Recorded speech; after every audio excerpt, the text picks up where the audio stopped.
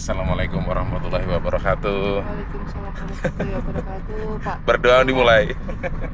Jadi hari ini kita mau perjalanan insya Allah ke Korea. Kita berangkat dari Terminal 3 Bandara Soekarno-Hatta dan kita sedang OTW ke sana. Jam berapa ini?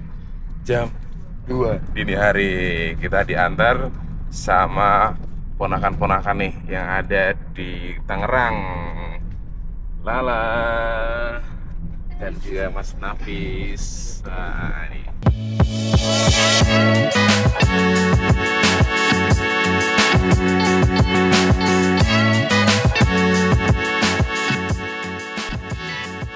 Halo semua, terima kasih sudah klik video ini.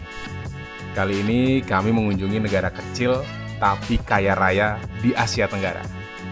Ya, Brunei Darussalam.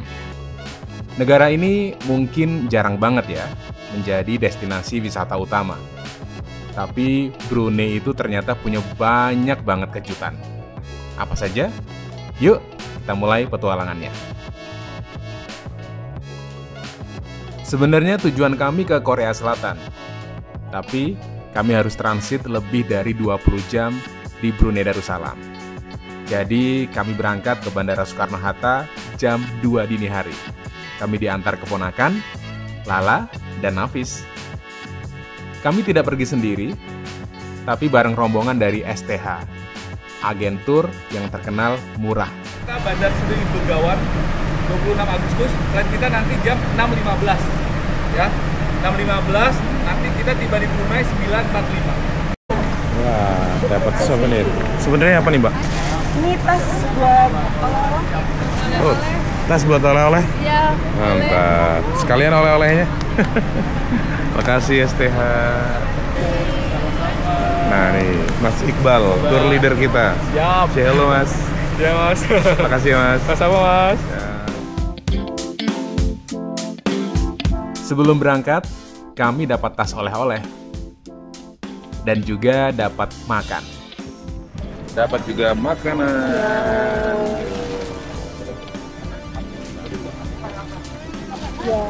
Terima kasih ya. Terima kasih banyak STH. Kita lihat. Oh. Namanya soto kriuk. Tapi dalamnya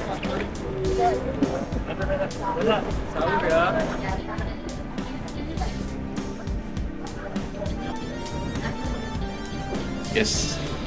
Bismillah. Kita masuk ke Royal Brunei. Kita ke Korea tapi kita transit dulu nanti di Brunei. Kita wisata dulu juga nanti di Brunei ya.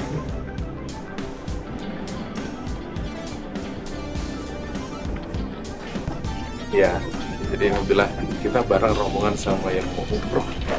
Jadi nanti mereka tidak transit di Brunei Darussalam. Brunei Darussalam itu katanya kan apa ya, negara yang kaya juga ya di Asia Tenggara. Coba nanti kita lihat kayak apa negaranya. Ini baru kunjungan pertama kita coba lihat. Yes, kita udah di dalam pesawat Royal Brunei. Perjalanan dari Jakarta ke Brunei sekitar 2 jam. Tapi Brunei lebih cepat 1 jam dari Indonesia.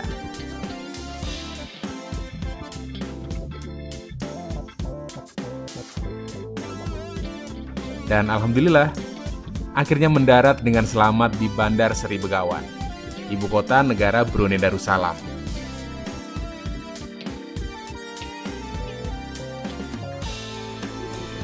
Halo, Assalamualaikum semua. Nama saya Fifi. Saya adalah guide di negara Brunei Darussalam. InsyaAllah kita akan bawa semuanya jalan-jalan di Brunei Darussalam dan mengenali lebih lanjut lagi tentang Brunei. Thank you banget, Mas sama-sama. Vivi. Ya. Karena transitnya lebih dari 20 jam, makanya kita diajak sama STH buat keliling Brunei, yang kayaknya tuh bisa kelar dalam 1 hari. Jadi, Brunei luasnya hanya sekitar 5.765 km persegi. Ini hampir setara dengan luasnya Pulau Bali di Indonesia. Kita dibawa ke Jurudong Crystal Art, monumen yang menjadi landmark menarik dan sering didatangi wisatawan. Ada yang mengatakan Crystal Art ini adalah replika cincin berlian yang pernah diberikan Sultan Brunei kepada istri pertamanya. Silakan.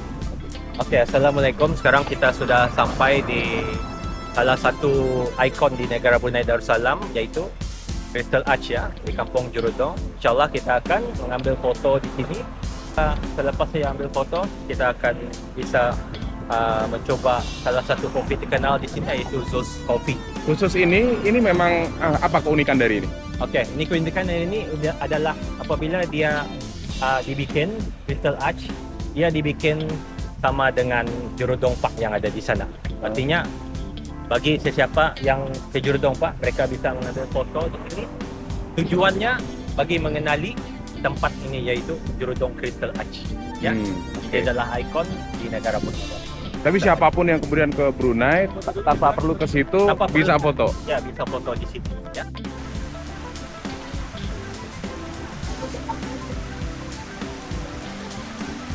Dan kalau ini selfie aja.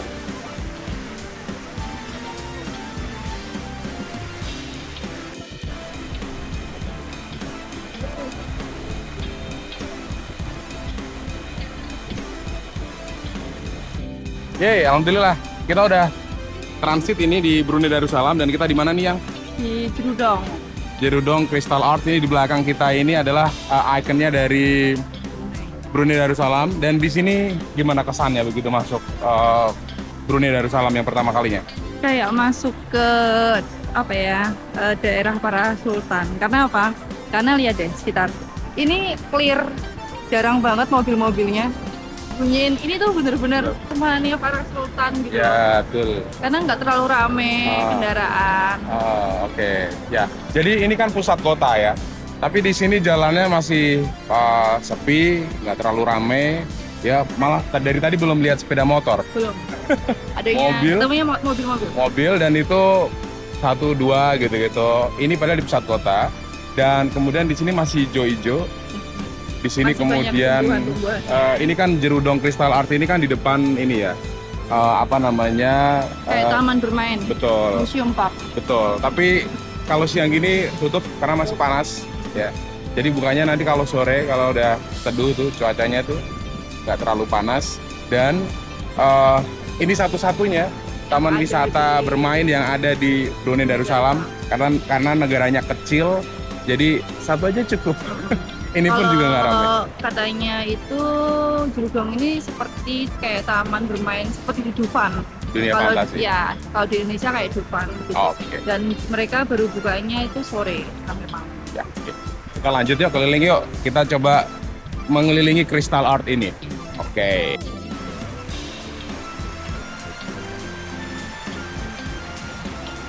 Oke. Tuh. Jadi ini kan sebenarnya kan tempat wisatanya di sini. Ini sepi banget ini. Tuh, masih tutup ya. Summer santai.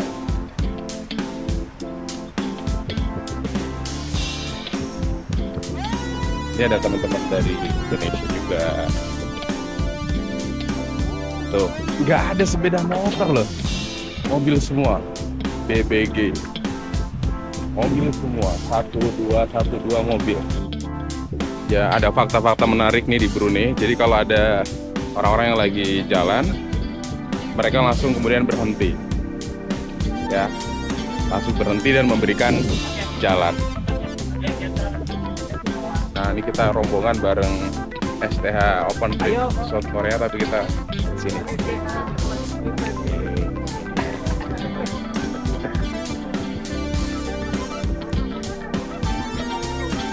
Jadi kalau misalnya ada yang nyebrang gitu, pada berhenti ya? Ya, pada berhenti. Asal nyebrangnya di zebra cross. Harus di zebra cross. Ya, Di jalan mereka berhenti. Ya. Nah, ini yang tadi kita sebut Jerudong Park Flag. Jadi di sini. Nah, kayak begini. Ini tadi kendaraan tuh berhenti karena ada orang mau jalan gitu ya. Dia tuh ngasih jalan dulu. Jadi tertib banget sepertinya di sini ya. Jadi misal kita tuh mau nyebrang jalan ya, nyebrang jalan di pas space buat kita itu untuk nyebrang jalan ini. Jadi emang kalau katanya tour guide kita itu masyarakat Brunei itu sangat baik-baik, ya baik-baik hatinya. Jadi kalau di Indonesia Indonesia kan kadang-kadang kita cepat dia yang bus gitu ya. Sejak kami turun di bandara sampai di Jerudong Crystal Art, kok kita tidak melihat sepeda motor ya? Kita tanyakan ke Bang Vivi ya. Ada motor di sini ya? Motor, ya. Oh, saya nggak nampak motor ya sini ya. Kalian juga nggak nampak motor. Kenapa ya? Nggak nampak motor ya sini. Semuanya mobil ya. Adakah motor itu diharamkan? Enggak lah, oke. Oh, semestinya bagi saya, kalau bagi pendapat saya, mobil itu lebih selesa kan berbanding motor. Nah, dengan cuaca panas nih, nggak mau gunakan motor panas ya. Oke, salah satu sebab kenapa motor jarang ada di sini, sememangnya ada motor, tetapi orang-orang Brunei yang mempunyai motor itu biasanya mereka akan gunakan apabila libur. Dia hanya sebagai hobi, karena mobil itu lebih selesa. Kenapa di Indonesia banyak motor? Karena jalannya macet. Kalau di sini macetnya memang jarang sekali, ya. Jadinya orang Brunei lebih selesa menggunakan mobil. Karena ada aircon, bisa bawa banyak teman-teman, ya, keluarga. So itu salah satu sebab dah. Karena kenapa motor jarang sekali digunakan. Jadi motor hanya sebagai hobi dan dinaiki kalau libur. Lagi pula karena jalanan sepi dan jarang macet, makanya pada naik mobil. Ini aja perjalanan dari Jerudong ke tempat makan sepi sekali. Nggak kayak di Indonesia ya.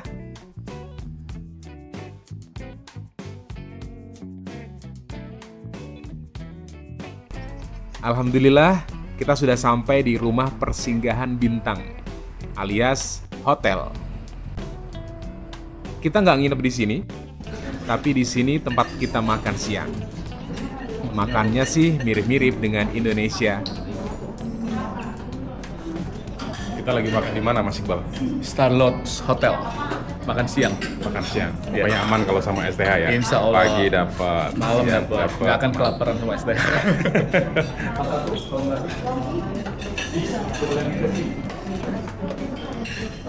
Iya apa ya?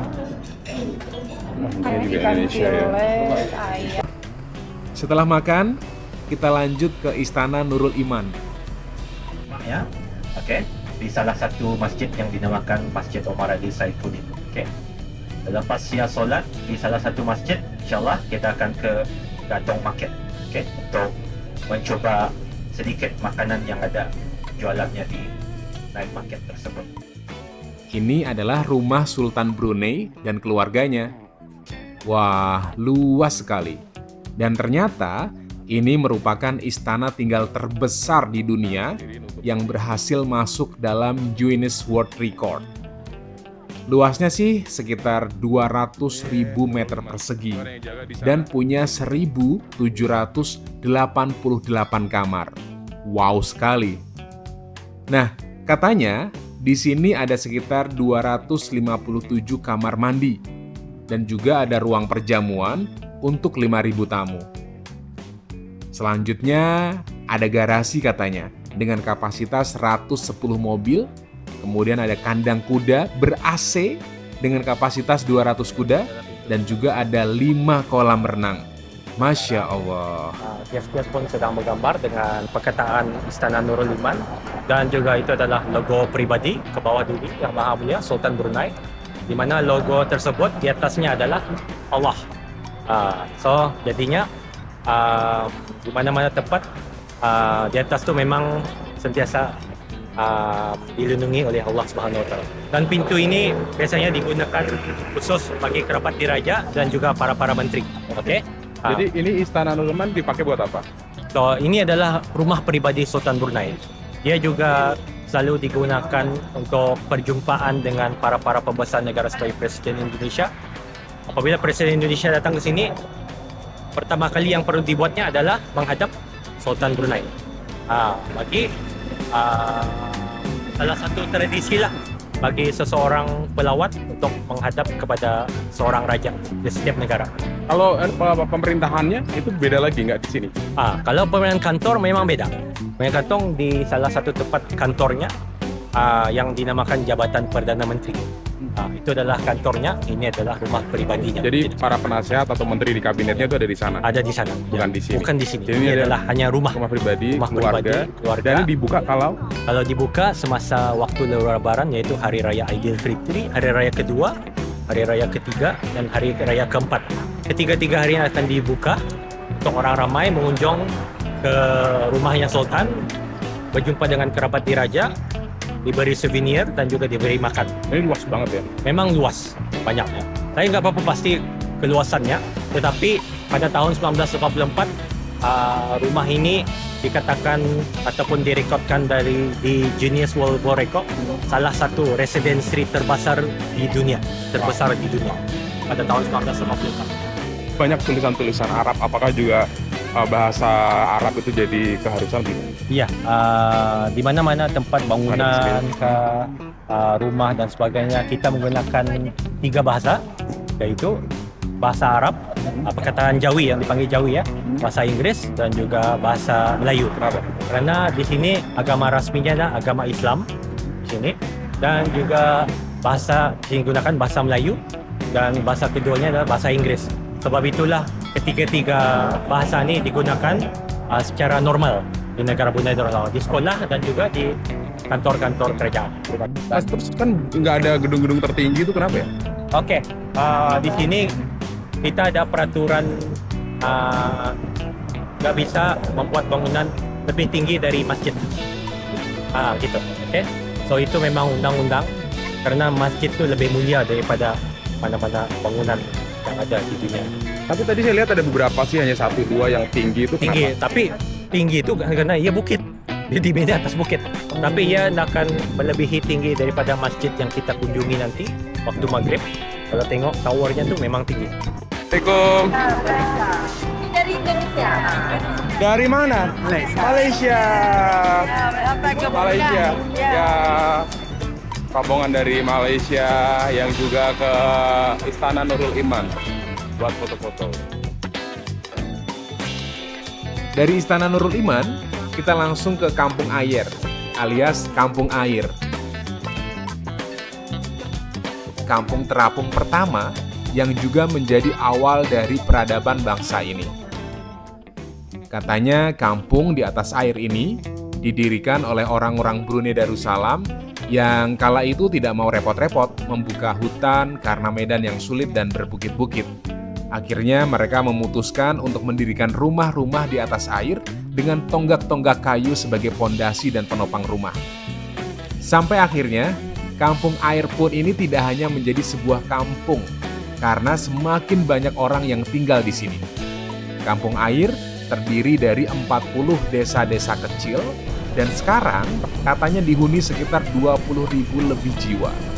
Ini sih sekitar 3% populasi dari penduduk Brunei Darussalam. Ini Kampung Air, yaitu kampung air yang terbesar di Asia Tenggara, dan Kampung Air ini sudah wujud dari tahun 1369, yaitu dari Sultan Brunei yang pertama. Artinya asal-usul orang-orang Brunei ini adalah orang Kampung Air. Mereka adalah tinggal di atas air, dan kenapa mereka banyak pindah di darat? Oleh atas sebab kemodenan, jajahan Inggris, dan juga atas sebab pekerja yang ada di darat, mereka pun mula pindah pelan-pelan. Tetapi hingga sekarang pun masih ada yang tinggal di Kampung Air, hampir 10.000 orang. Kebanyakan mereka yang tinggal di Kampung Air ingin mengekalkan generasi dari dulu lagi hingga sekarang. Keduanya kemungkinan asalnya karena perusahaan, yaitu bisnes untuk tourism di sana. Jadinya Kampung Air ini apa yang unik, karena Kampung Air ini biasanya kampung ini terletak di tempat hulu, tetapi Brunei ini Kampung Airnya ini terletak di tengah-tengah kota Brunei, yaitu Bandar Seri Begawan. Nama daerahnya apa? Nama daerah Kampung Air terletak di daerah Brunei dan Muara. Dan juga Kampung Air ini semuanya ada klinik, restoran, sekolah, dan juga ada supermarket. Jadinya orang-orang Kampung Air nggak usah ke darat. Mereka hanya ke Kampung Air, untuk mendapat keperluan yang ada. Dan kebanyakan pekerja orang yang tinggal di kampung air adalah nelayan, yaitu menangkap ikan dan juga menjual di pasar-pasar yang disediakan. Terus tadi kan kita berhenti di jembatan foto, itu namanya jembatan apa? Itu adalah jembatan hujan. Itu adalah jambatan Raja Isteri Pangeran Nak Saleha, dibina pada tahun 2017 sempena sambutan Jubili Emas Sultan Brunei. Dan jambatan ini adalah salah satu anugerah dari Sultan ke rakyatnya bagi memberi kemudahan kepada orang-orang kampung air menuju ke kota Brunei dalam masa 5 minit dengan menggunakan mobil. Ini dia kotanya, Bandar Seri Begawan. Ini adalah ibu kota negara Brunei Darussalam. Dan masih nggak kelihatan sepeda motor ya. Terus banyak sekali tulisan Arab. Karena selain bahasa Melayu, di sini juga menggunakan bahasa Arab dan juga bahasa Inggris dalam kehidupan sehari-hari. Dari sini, kami diajak ke Masjid Omar Ali Saifuddin untuk sholat duhur dan asar. Jadi, Brunei Darussalam kan salah satu negara di Asia Tenggara yang penduduknya mayoritas Muslim ya. Makanya tak heran jika banyak bangunan masjid berdiri di negara ini. Selain menjadi tempat ibadah umat Muslim, masjid-masjid di sini juga digunakan sebagai destinasi wisata bagi para wisatawan. Ini menjadi salah satu pemasukan negara seandainya cadangan minyak di Brunei habis. Ini salah satu masjid terbesar dan paling terkenal yang ada di Brunei Darussalam, yakni Masjid Sultan Omar Ali Saifuddin. Dinamakan Masjid Sultan Omar Ali Saifuddin karena diresmikan pada tahun 58 dan saat itu Sultan Brunei yang memerintah adalah Sultan Omar Ali Saifuddin III sendiri. Kita dari kampung air, kita terus menunaikan solat Zuhur dan Asar Jamak di salah satu masjid terkemuka yaitu Masjid Omar Ali Saifuddin.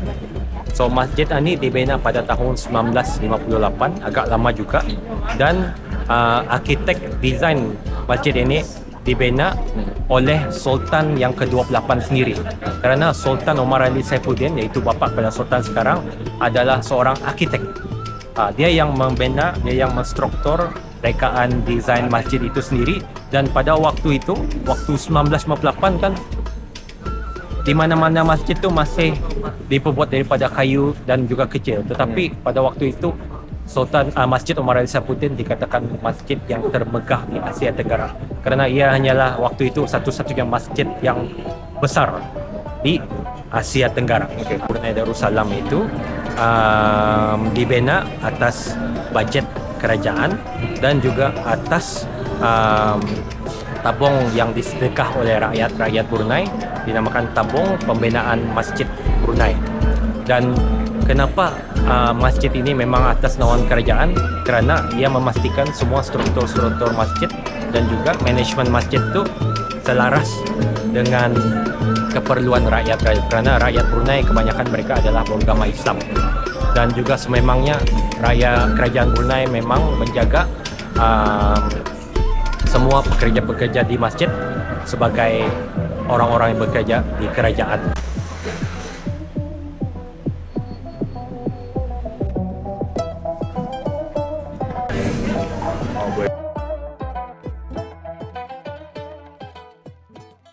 Sehabis sholat, kita kemudian ke Gadong Market buat beli jajanan Brunei.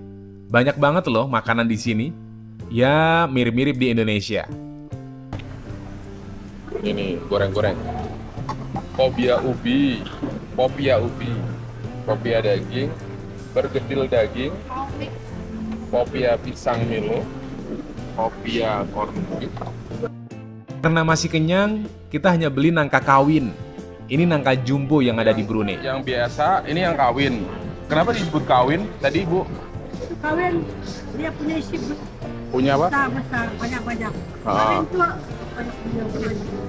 Dia sama. Campur, damit-damit, kalau kawin besar-besar. Kawin besar-besar dan warnanya beda. Warnanya beda. Oh, oke. Harganya berapa? $2. Macam durian. Harganya ini berapa? Ini 3, ini 2. Oh, ini 2, ini 3. Rasanya manis? Coba ya, coba satu. Yang kawin. Ya. Juga beli pulut panggang. Jadi ini tuh ketan yang dibungkus daun pisang dan diisi udang, ikan, atau daging gitu. Terus dipanggang.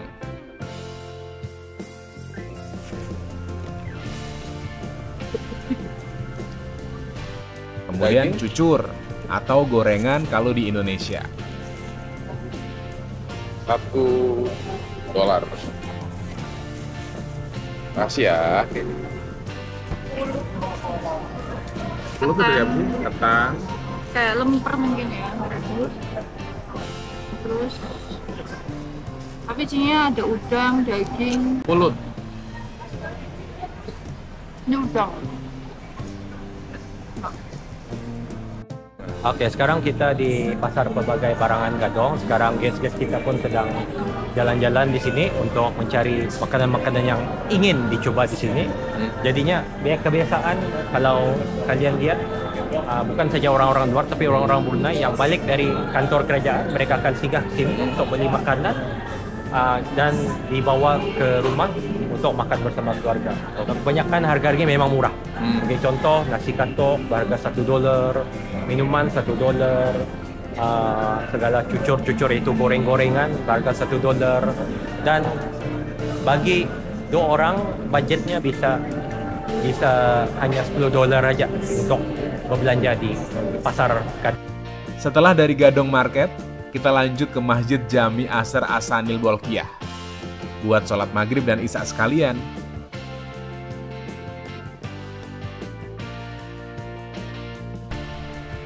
Masya Allah, megah sekali masjidnya.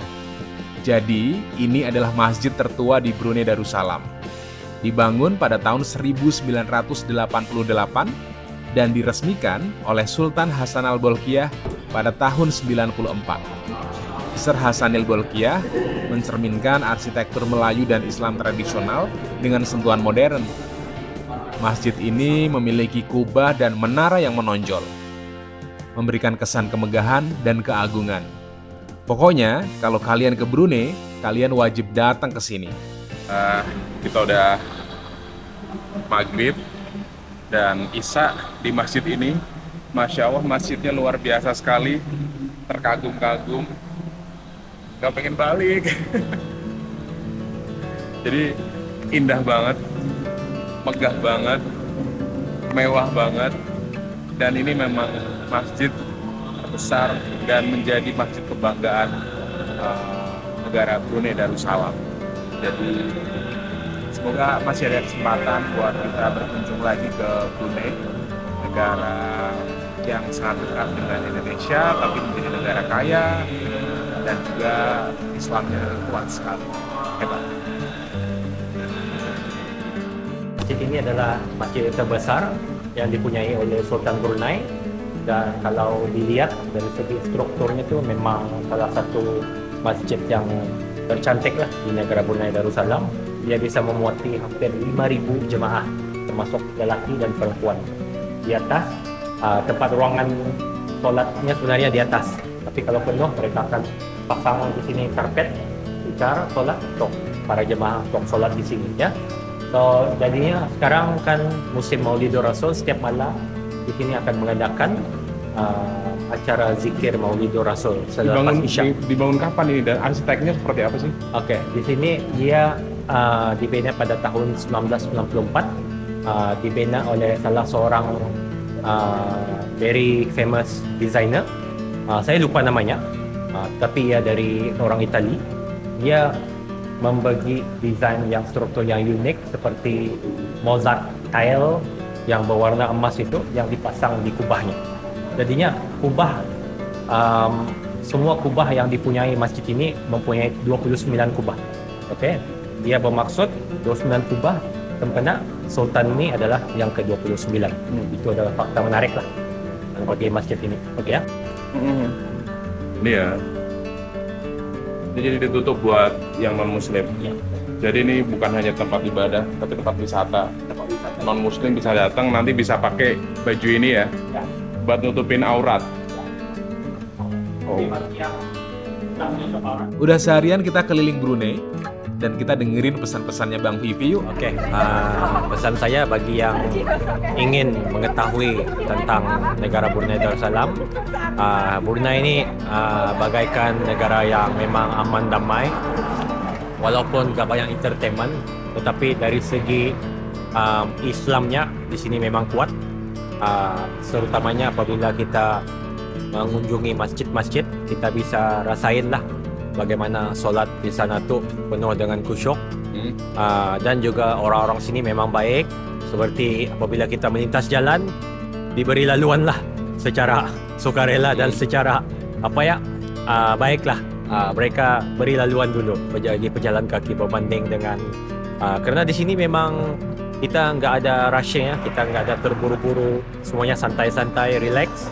Sebab itulah negara Brunei, siapa yang mau mengunjungi negara Brunei Darussalam bisa ke sini untuk melihat sendiri bagaimana keindahan dan kedamaian orang-orang ataupun yang negara yang kita cintai di sini. Ya, sama-sama. Thank you, Mas. 9.40 ya. Selalu. Alhamdulillah, akhirnya kita sampai di bandara lagi dan persiapan terbang ke Korea. Terima kasih banyak-banyak Bang Vivi, dan terima kasih buat kalian yang sudah nonton. Sampai ketemu di Korea. Bye!